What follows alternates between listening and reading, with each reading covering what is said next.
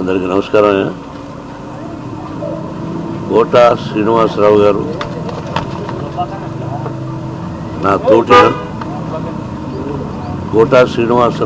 నా తోటి నటుడు. ఆయన అకాల మరణం చెందిన రోజున నేను హైదరాబాద్లో లేను. దాదాపు ఒక 1000 మైళ్ళ దూరంలో ఉన్నాను.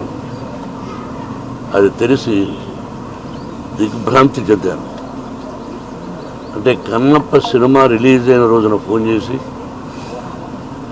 ఏమయ్యా చాలా బాగుందంట, మేము ఒకసారి ఏమయ్యా అనుకుంటుంటాం.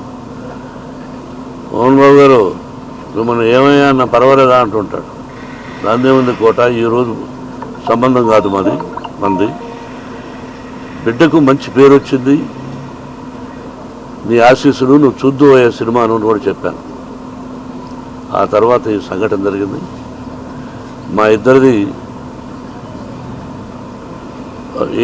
1987 సంవత్సరంలో వీరప్రతాప్ అనే సినిమాని నేను చేశాను, విఠలాచార్య గారి దర్శకత్వంలో. దానిలో మాంత్రికుడి వేషానికి పిలిపించి గెటప్ వేసి ఆ పిక్చర్లో మెయిన్ విలన్గా అవకాశం ఇచ్చాను. నా బ్యానర్లో, బయట బ్యానర్లో కానీ మేము కలిసి చాలా పిక్చర్స్ చేశాం.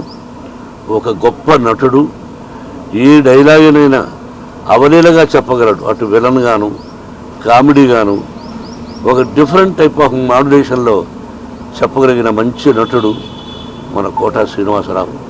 నా కుటుంబానికి అతి సన్నిహితుడు. అతని మరణం నా కుటుంబానికే కాక సినిమా పరిశ్రమకు కూడా చాలా తీరని లోటు. వారి ఆత్మకు శాంతి, వారి కుటుంబానికి మనశ్శాంతి కలగాలని కోరుకుంటున్నాను. Thank you.